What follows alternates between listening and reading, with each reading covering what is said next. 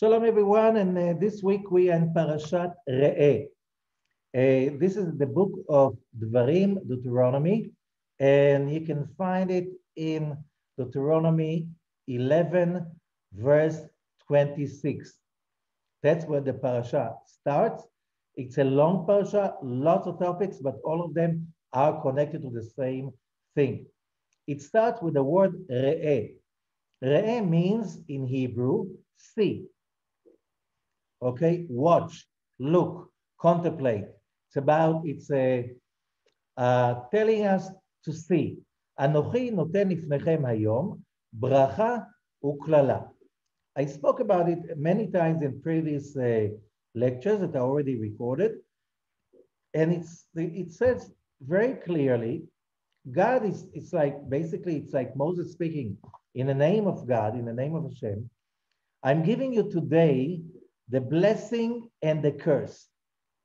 And then verse 27, okay, explains it, 28 explains it, because the question is like this: you're God, you're the Almighty, giving us the blessing, that's understood.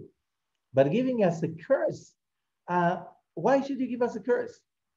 And I have always to remind to myself, and as we have to remind each one to each other and to ourselves, in the beginning, God created the heaven and the earth, and He created the light, and there was a night, there was a day, one day. Everything was one, everything was perfect, everything was united, everything was so great that we didn't want it. What does it mean we didn't want it? We wanted it broken, we wanted it bitter, we wanted it confused, because we wanted to do it ourselves. Why? We were created in the image of God. And because of that, we cannot take free lunches. We cannot take free gifts. And that was a great, great free gift. All the universe was created for us by the light, by the Creator Himself, so we can enjoy it. However, there's a problem. We cannot just take it as it is. So on the second day, God broke that unity, that completion, broke it into pieces.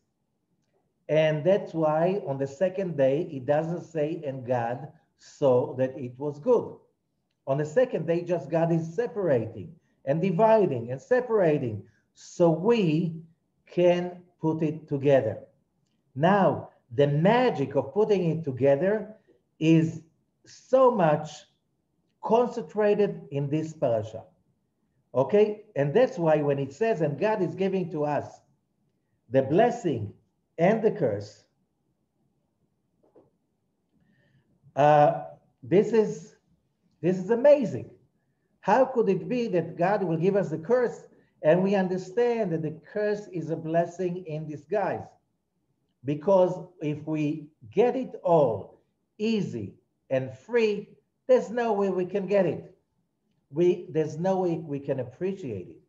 So verse 27 says, the blessing, what is the blessing? Et habracha, asher tishmeu el mitzvot Adonai Elohechem, asher anochi metzaveh etchem hayom. What is the blessing? That you will listen to the mitzvot of Hashem Elokechem, of the Lord your God, that I'm giving you today. And what is the curse? Verse 28, V'aklala im lo tishmeu, when you don't listen, this is the curse. Okay? So here we have two verbs playing a very important role in this week's portion and last week's portion. Listening and seeing. And we're not talking about, did you hear me? We're talking about listening, the ability to get it. Same thing, do you see? Well, yeah, you know, when we say, yes, I can see. What does it mean, I can see? I got it. I understood. What does it take? And that's the point of this parasha. What does it take for us to understand? Why? Billions of people can see the same thing and they don't see it. How could it be? And the answer is that we do not see reality, we see a version of reality, that we have a processor inside our brain that with emotions, knowledge, and whatever we create for ourselves, we analyze whatever we see, whatever we hear, and we use it in order to reinforce the worldview that we believe in. Our belief system is in control over everything. And that's why you say in English, when you see something that does not belong to your belief system, what do you say? It's impossible. This is stupid. Why? Because if it happened, it is possible. So when you say, this is impossible, this can't happen, what do you say after that happened already? What do you say? You say, I'm not, I'm not smart. How could a person say that? We don't even realize it. And the answer is that the first step of spirituality is understanding that we don't understand, knowing that we do not see, that we hear but we don't listen. If I don't know that I am in a lack, that I'm blind, and basically I'm very limited in my perception of reality, there's no place for the spiritual journey. Spiritual journey is about realizing that whatever I see, understand, think, believe in is very lacking. Otherwise, if I want to stick to my belief system, I'm not in a journey. And spirituality is about being in a journey. Spirituality is, first of all, understanding that I'm missing something, that I don't know everything, that there's so much to learn, more than what I know. That's the ABC of spirituality. Oh, that's why you have people who are religious and not spiritual. Why? We know thousands of years of dogma, of religion taught us that people that are religious and dogmatic, they're not necessarily spiritual, because the moment you're religious in the way of the Dark Ages, it means my ways are set already, and I'm not open for anything, even re-understanding or relearning whatever I know, whatever I believe, because maybe when I was 10 years old and I got some of my stuff, I was not capable of understanding it the way I am right now when I'm 20 or 30 or 40 or 50, 60, 70, 80, whatever age I am. And we know very well that if you are in a spiritual journey, you learn one thing. Whatever you know right now that is right, it's not going to be exactly right in a year from now, if you're really going through the journey. So this is a condition, precondition for everything. So where it says over here, the blessing is, verse 27 again, chapter 11. The blessing is that you listen. Why should I listen if I know everything? When is that we listen? When we allow a place of getting something that we don't have yet. If I'm already full, there's no place for anything to come in. And the curse is if you don't listen. The inability of a human being to listen, because I know it all already. I'm set in my ways. I'm okay. I'm good. I'm good. The moment that I'm in that place, I cannot. That is the curse. This is the curse, big time. Okay. So this is what follows. It's the base of the whole parasha. Now, in the previous parasha, Parashat Ekev, Vaya Ekev Tishme'u, because of following, you listen. And now it's about sight. So learn from my teacher, Rabbi Nissim Peretz, of blessed memory, the great Kabbalist. He said that Kabbalistically, there's a very important message in the combination of these two parashot. And remember, these two parashot, Ekev and Re'eh, always fall in the month of Leo, the month of Av. Av means a father. Father means in Hebrew, Kabbalistically, Abba. Abba is the Sfirat Chokhmah. Okay? Ima is Firat Bina, mother. So mother is basically the moon, and father is the sun. Okay, the two forces, Chokhmah and Bina, sun and moon, and we have it two forces. Bina and mother is listening. Okay, Chokhmah is about seeing. Okay, these are all code words. What's in it for us? So Rabbi Nissim Peretz explains when you need to have both, because in many places, it speaks about the difference between Bina and Chokhmah, that Bina is the vessel, because Bina is represented in the Tetragrammaton by the letter upper Hey. The upper Hey, like the lower Hey, symbolize the vessel. So the upper Hey is the vessel of the upper worlds. Bina, mother. That's a female aspect of the upper worlds. What is a vessel? The vessel, referring to our issue, the vessel is our actions, the mitzvot. What are the mitzvot? What's the mitzvot? The mitzvot are tools that the Torah is giving to us in which we can create a vessel for the godly light to come and settle in our souls. Okay? So you need to have the actions.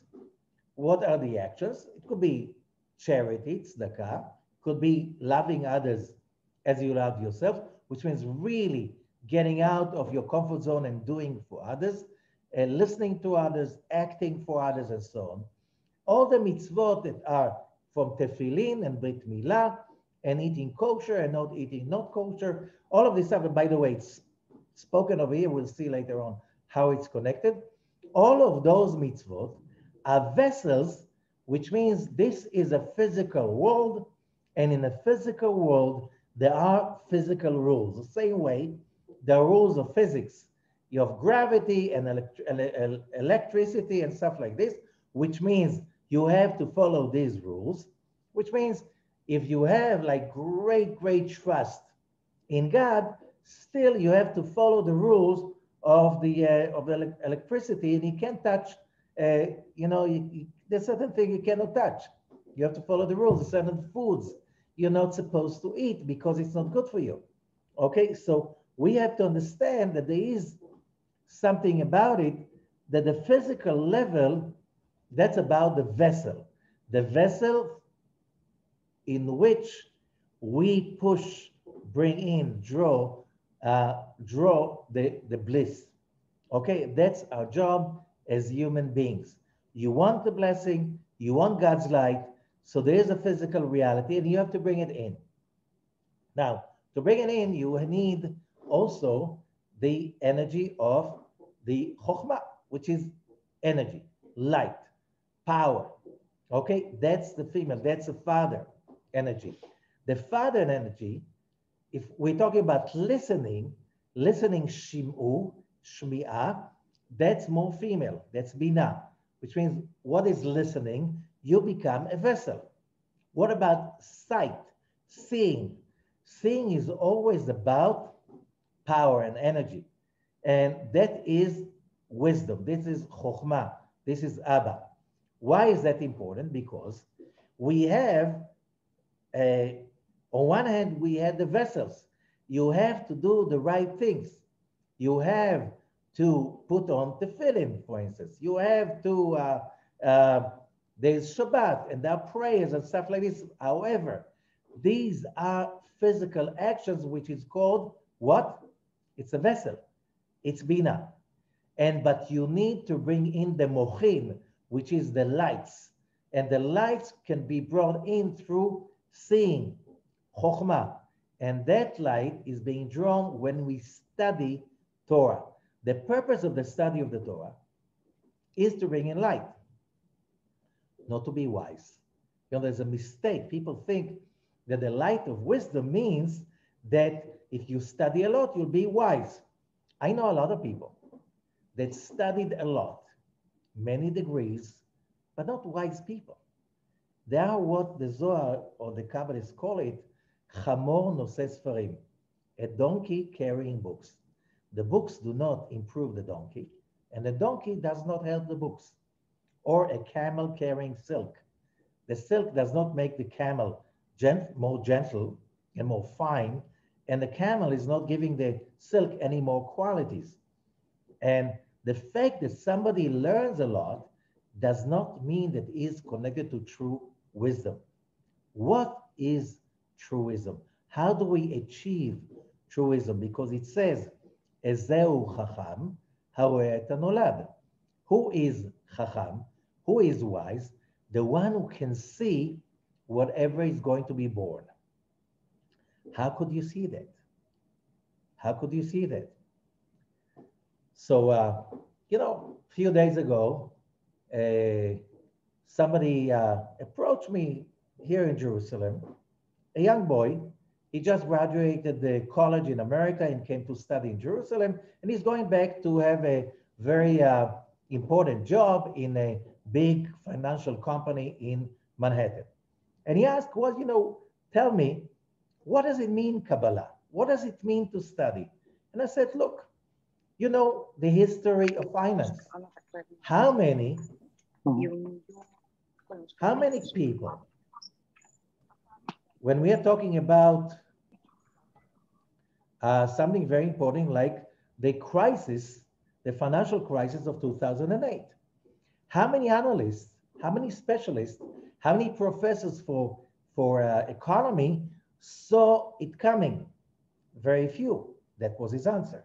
The biggest crisis in the history of the stock market or any markets or the financial markets, very few people saw it in advance, which means the people that get huge salaries to be analysts, to be able to analyze the market, which is included a lot of issues, a lot of components of rich people and poor people and droughts and psychology and newspapers and media. There's a lot of stuff that is involved in creating a financial crisis, correct? So who could see something like this? And the answer is, you have to be really wise, not a person that is loaded with information. You need to have wisdom, true wisdom, in order to be able to see reality. And the name of this parasha is Re'eh, and it's always coming in the month of Av, which is also Aryeh, Leo. And Aryeh in Hebrew, Leo, has the same letters as Re'eh, sight. Okay? So what gives us sight? And this is the question. What will give us the ability to see which way to go, or the ability to have which way to go that carries the bliss, the bracha, and which way not to go, which carries the klala?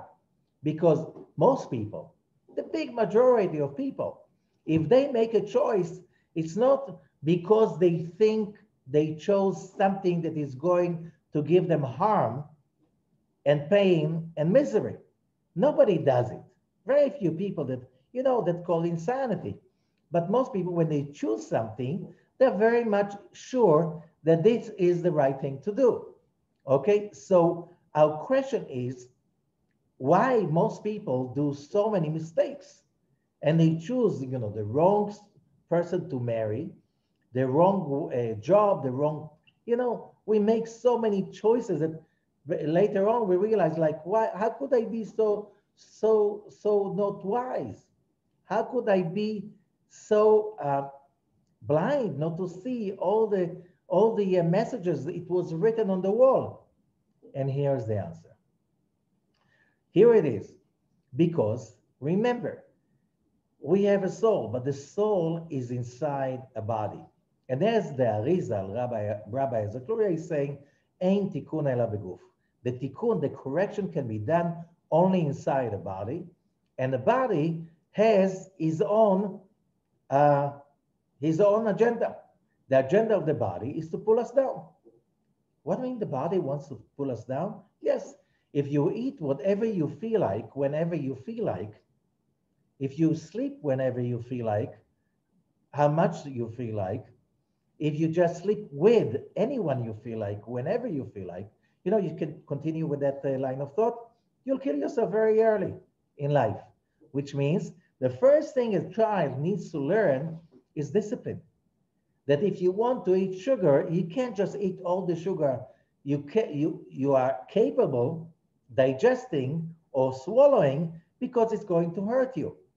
So the ability of a little child to become a successful adult, it's already known in psychology, is the ability to have discipline, to overcome the urges to cry whenever you feel like crying, to scream whenever you feel like screaming, to curse whenever you feel like cursing, and so on and so forth. Just continue with that line of thought, as I said.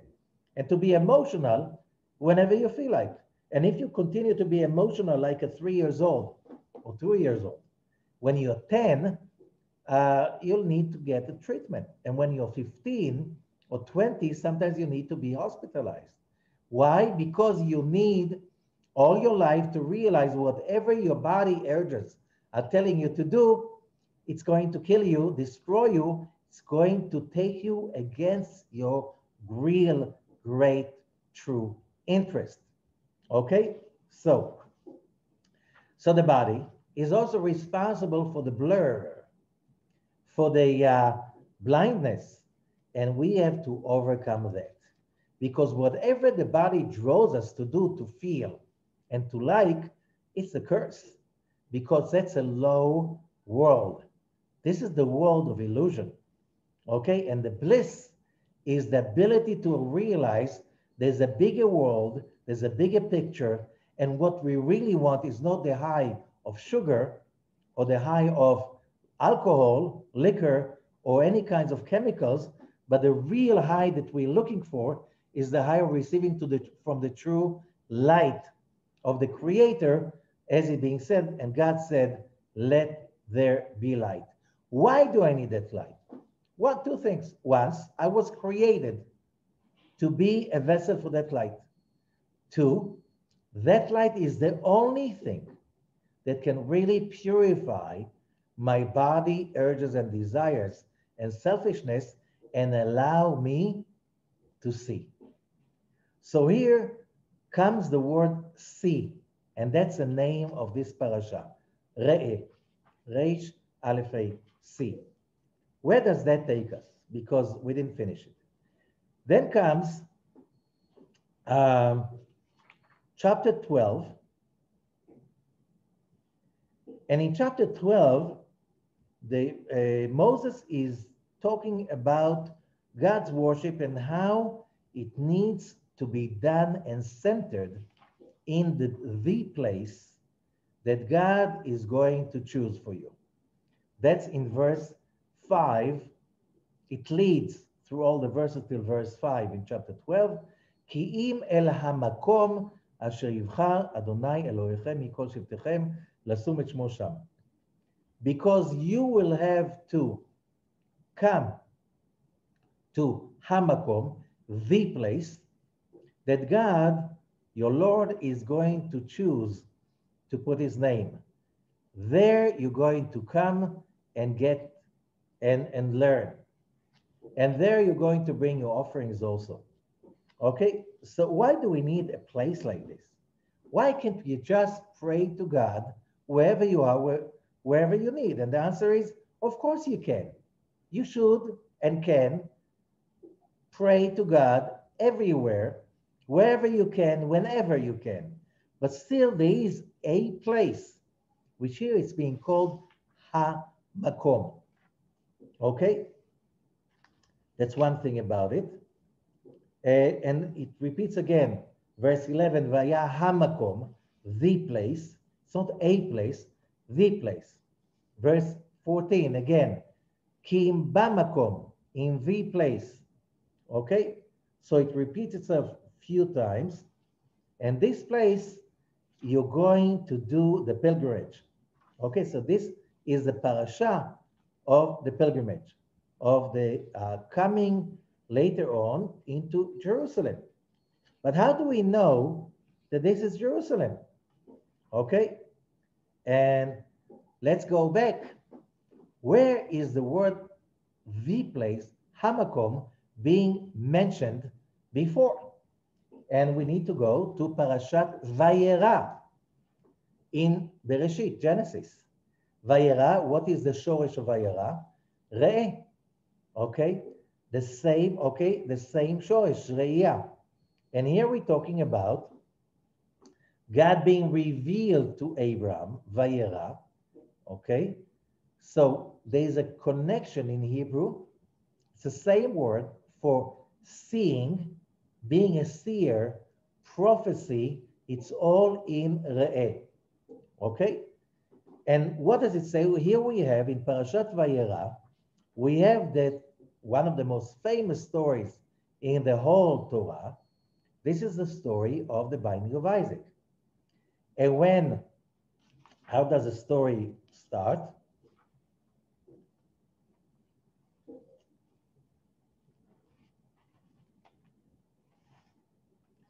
Okay, and God said, that's chapter 22 in Genesis. And God said to Abraham, take your son, your only son that you love, Yitzchak, and go to the land of Moriah.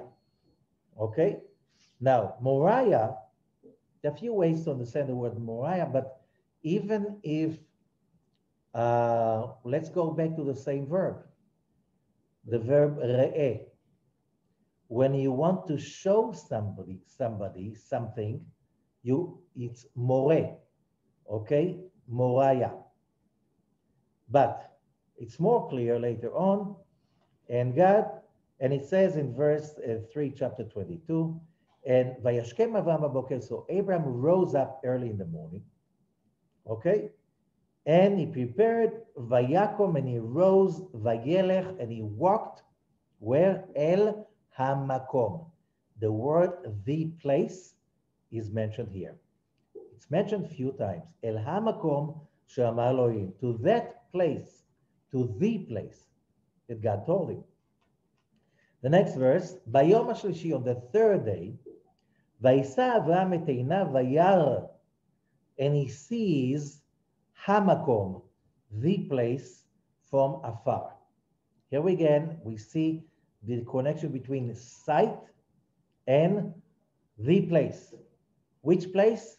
That's a place that later on Abraham bound Isaac, and later on, that's a place that King David bought from the king of Jerusalem, Aravna, and later on, King Solomon built Beit HaMikdash, the first temple, on that same spot, on that same location. Okay? But here we have a secret that we need to learn so we can decipher the power of this parasha. And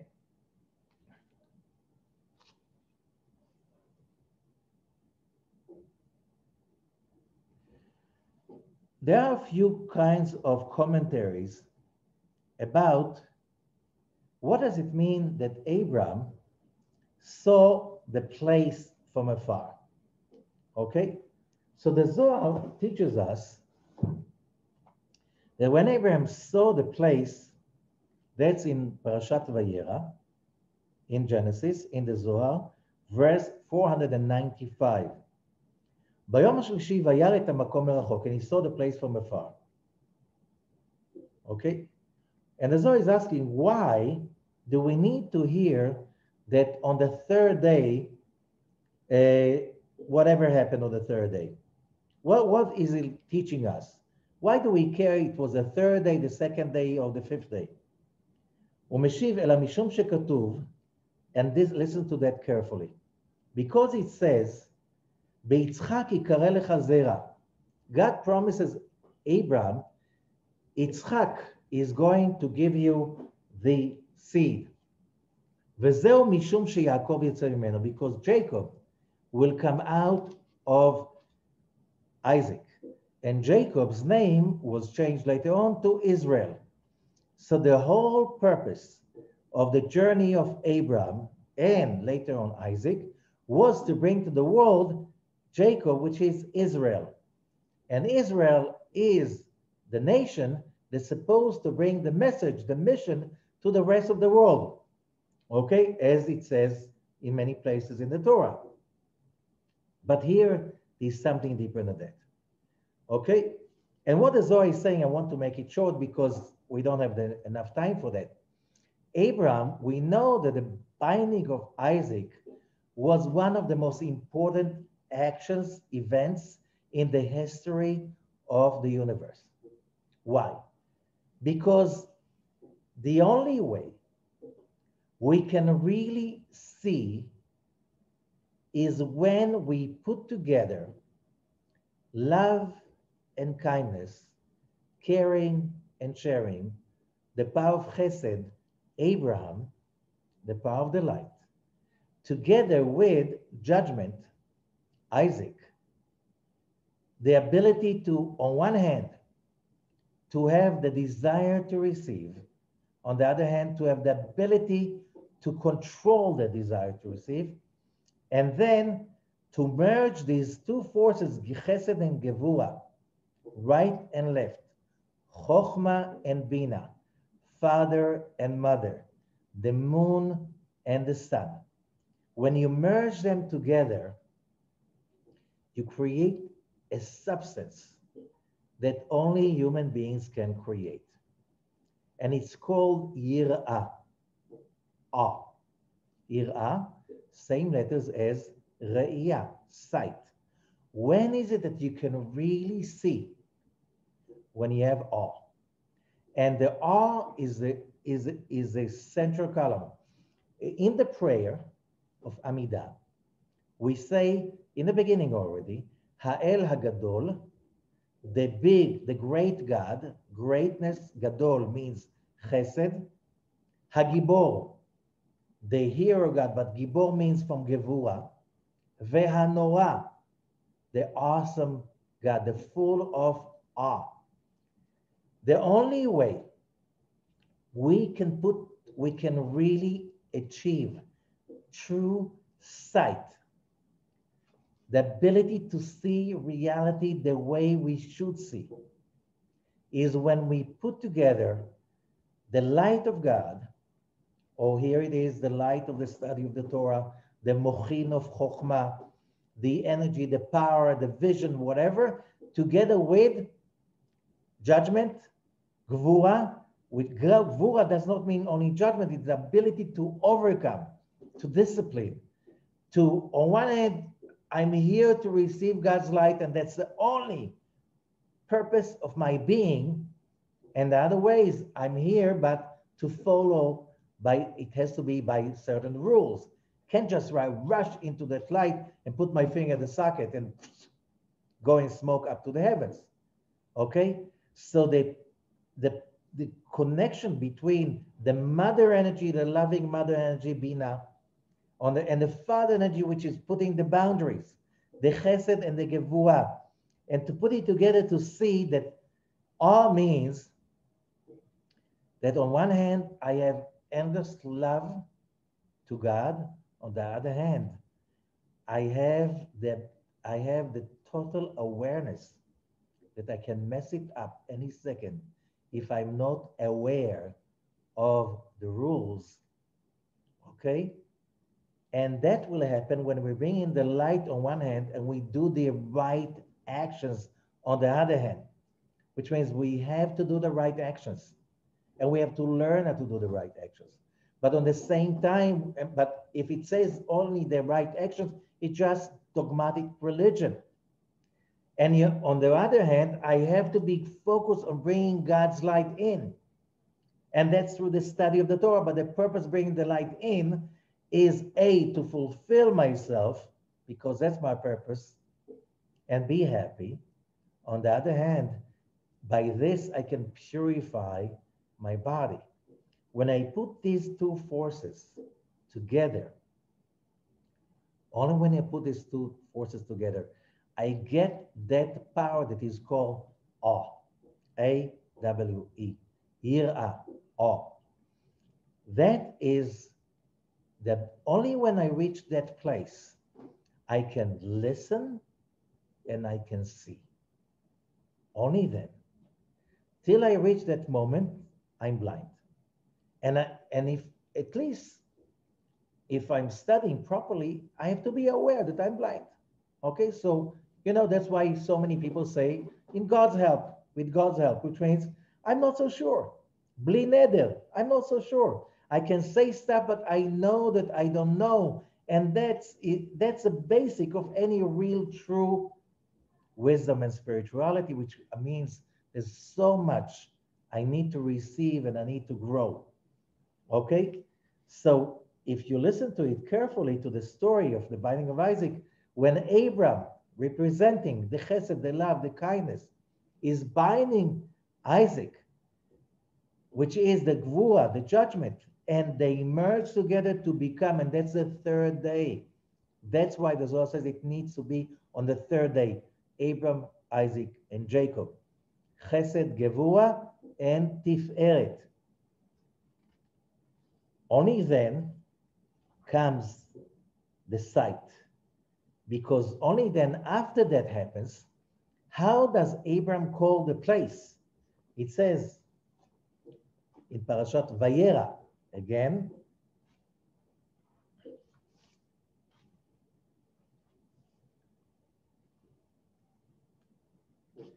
in chapter 22, again in Genesis, verse 14.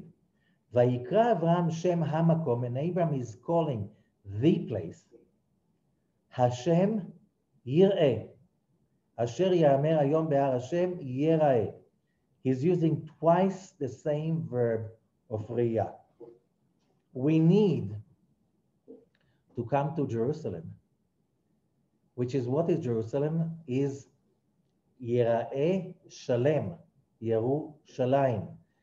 To be only when you reach that place, you can really fine-tune yourself to be able to see the whole. What is the whole? Right column is never the whole. Left column is never the whole. Central column, tiferet, that's the whole.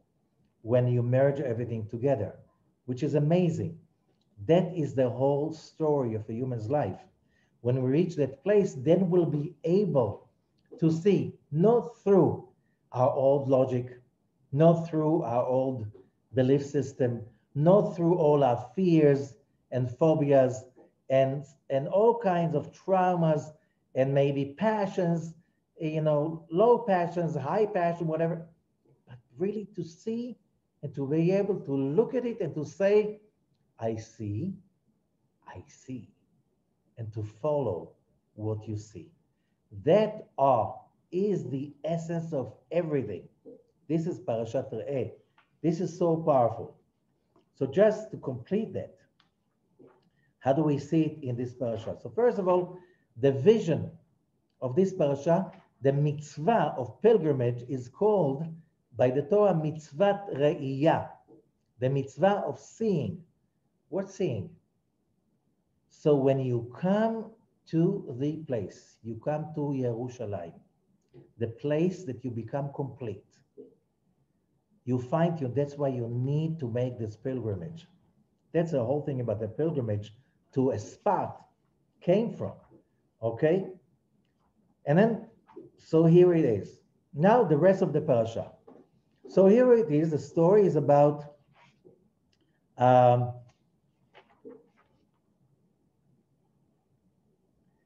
in chapter 13 in Deuteronomy, Parashat Re'eh Parasha, there's a weird thing.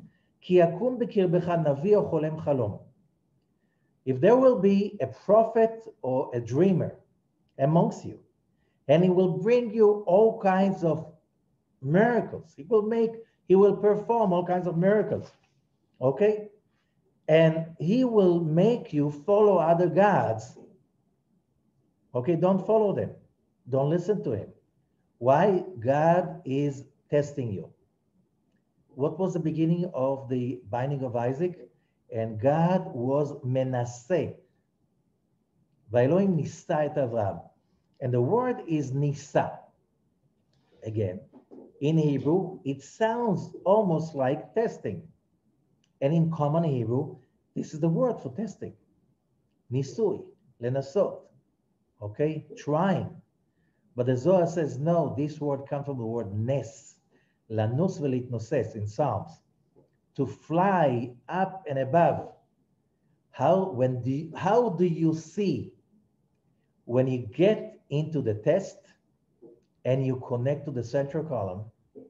You connect to the light of God on one hand, the study, the meditation, the prayer, the connection to the light, and you also connect to doing the right actions. Then you have the ability to rise up and above, to get out of the box. That's called nes, a miracle. A miracle is a result of the test. Why do we have to go through testing our faith, testing our logic? Because otherwise we'll never get out of the box. This is our opportunity.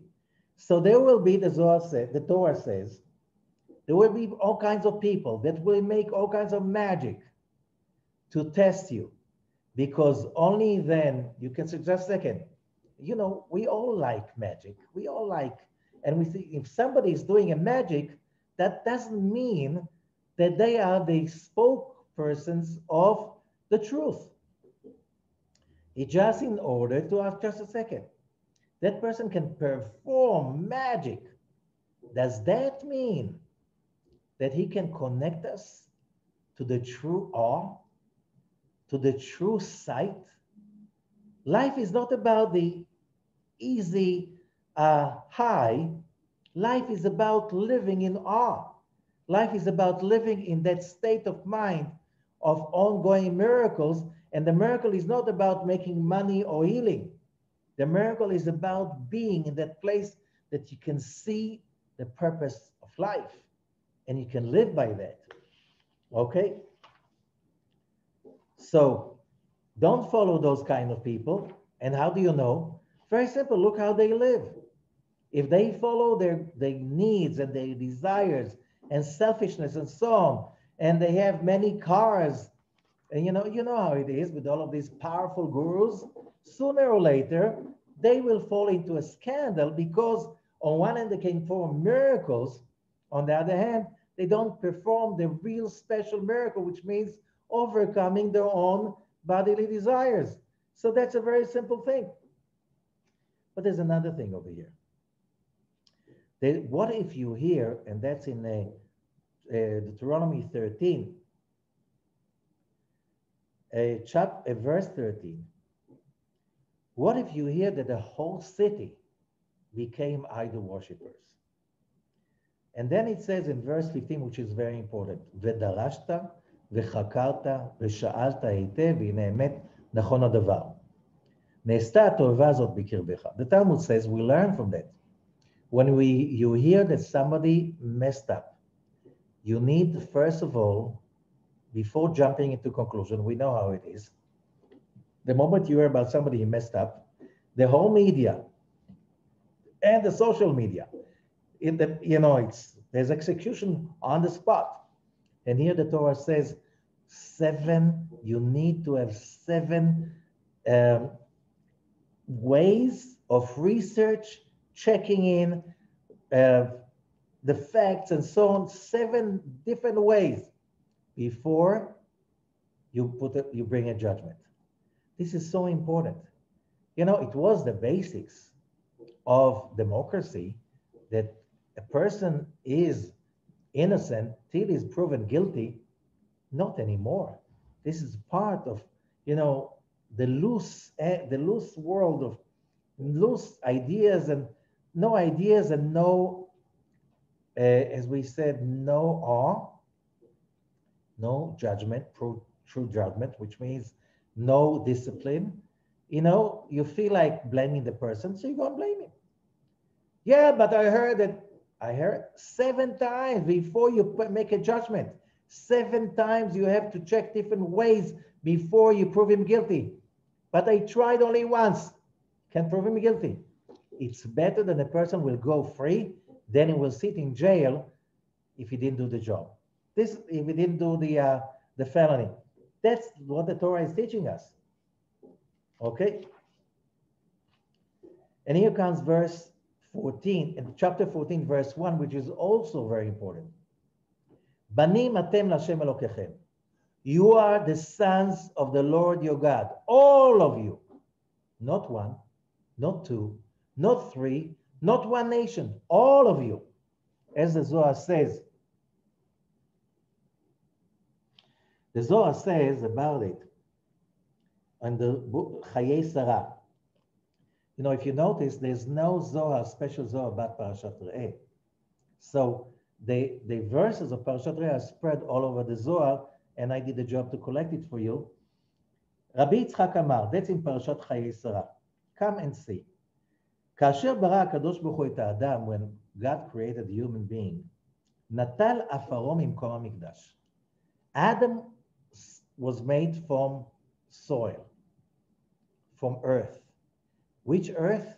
The earth of the place that later on Abraham bound Isaac on that place.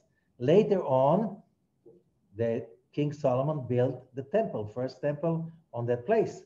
The second temple was built on that place, okay? He took the soil from that place, and he built his body from 4 directions: south, north, east, and west, which is basically the code for the 4 elements. Then he blew into him the spirit of life. And after that, he rose, Adam rose, and he knew that he is made of above and below. Going back to who we are. What is awe? Is knowing in the same moment that each one of us is made of above and below, and you have to be always on the middle, central line of being both at the same time. Giving and receiving the same time. ואז דבק בהשם, and then he attached himself to God. וידע חוכמה עליונה, and he knew the supreme wisdom. That's the supreme wisdom, the connection from awe. דוגמת זה, the same way, כל אדם שבעולם, every person in the world, כלול מלמעלה ומלמטה, is included of above and below. Awe is the feeling, the consciousness, the awareness that is a result of finally when we reach that place that we realize what are we made of. That we're made of above and it's needed and it's important. We're made of below and it's needed and it's important. And only when both of them are working together, you have central column, only then you can really do your job. And what does it mean doing your job? Whoever knows how to sanctify himself properly, how? When you have awe. When you have awe, it's on the same time being the vessel for the light of God, having awe of all of this awesome light coming in, and knowing that you have to be in a physical body, in a physical reality, and it's not filthy, it is sanctified when you have awe. And that's why sex is not filthy when you have awe and you do it right. Food is not filthy when you have awe and you know it. All of these are holy work to bring the holiness into the physical world, which is our job. And that's why it says, Banim atem l'Hashem Elokechem. You are the children of God, your creator. Having awe means that you are aware that you're God's child. And at the same time, you are the only one that has the mission to bring that godliness into everything physical that you do, because that is the purpose of your creation. When you do that, you complete the creation. Okay? And then you can bring holy children to your life, because when you're having relation with your wife or your husband, you have the thought of awe, then you bring children that have the same frequency. And then you bring more holiness to the world. And the same thing, everything you do is the food you make, the house that you build. We already spoke about it in many other parashot. So here we see that the ability to see is not how much information you have acquired. It's more than that. It's the connection to awe. And that's why in Hebrew, yirah and re'eh, awe and sight, are the same letters. Okay? And it's all in this month we have that gift. Verse 2 on chapter 14, Ki am kadosh ata shel Hashem Elokecha, because you are a holy nation to the Lord your God. That's being a holy nation. And the whole nation is, but it doesn't end over there. Uvecha bachar Hashem liot lo le'am segula, and he chose you to be am segula, wrongly translated in the chosen nation. And Rabbi Ashlag, the commentator of the Zohar, is saying, segula in Hebrew does not mean chosen. Segula in Hebrew means a catalyst, an addition that makes the job right and makes it come true or come through and manifest. So the nation of Israel is chosen to be a holy nation, and also the nation that carries that mission to teach everybody else what does it mean to be a child of God. And that means also, that immediately it goes to verse 3. Lo tochal kol toeva. Do not eat any toeva. Toeva means in Hebrew, in simple Hebrew, stuff that is, what's the word? Disgusting, okay? But Rabbi Hazakloria is saying to'eva is also from the Hebrew word to'ehu ba. Making a mistake. If it tastes good, it doesn't mean that it's good for you. Everybody knows that, right? So there are rules, what you should eat, what you should not eat. For the Torah, it says, there are kosher food and there's non-kosher food, okay? And that is for the nation of Israel. What about the rest of the people? The rest of the nations, they also have, because it says on the 7 Noahide laws that nobody should eat blood. What does it mean not to eat blood? A lot of people love blood. Blood, ki adam hu nefesh. The blood is the nefesh. Why we shouldn't eat the blood of any animal? And the answer is because the nefesh, the crude spirit of that animal is in the blood. That's how the spirit of the animal is connected to the physical body.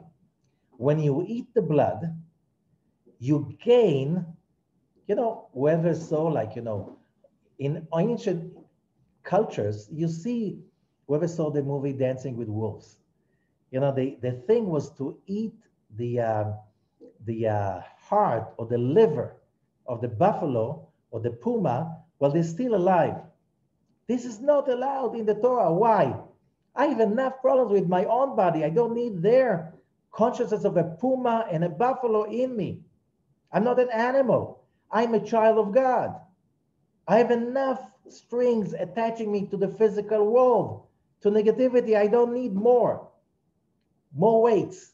So even non-Jews have kosher laws. You're never supposed to eat animal when it's still alive. Okay? You have first to make sure the animal is dead before you eat it. Okay? You cannot cut a piece from an animal that is still alive because that's cruelty. And nobody is allowed to be cruel because that's not going to connect you to God. And do not eat blood of any animal. Okay? Because you don't need the spirit of the animals. You have enough of your own body to rise above. Okay? If you want to be holy. There's also here the mitzvah of charity, Sadaka, which is, what does it mean, charity? It's when we really give to somebody else. It means that you have faith that the God is the Lord of the universe. And if you gave, he will give you more. Otherwise, it doesn't matter how much you have, it will never be enough. Because the moment you have it, the moment you need it, the money, you'll never be able to use it. There's also the mitzvah of the Shemitah, chapter 15. Shemitah is only in Israel, only for Jews, which means on the 7th year, you cannot work in the land. Okay, that needs a big leap of faith, but still, you see, farming in Israel was never a problem, even though there was Shemitah. So charity, Shemitah, all of these are connected to one thing. Do you want to see? If you want to see, you really need to understand that there is a mission. And you have to overcome all the little things, all the fears, all the phobias, the needs and the desires, and you have to transform them and merge them together with the desire to connect to the light of God. That will bring you central column, that will bring you awe. And when you have awe, you'll be able to see what the eyes cannot see, what the brain cannot see. And you'll find yourself being in a prophecy, in a level of prophecy, because that's what awe is about, central column. And every child of God is destined to come to that place, which means each one of us, every human being, we're here for that purpose. We have also the holidays in this parasha, and as we said, the holidays are events in the year that we can reach awe, reach that higher worlds in much easier way. It's like gates in heaven. And basically, that is what this parasha is about. And that is an awesome week, an opportunity to raise ourselves to higher levels of spirituality. Thank you so much.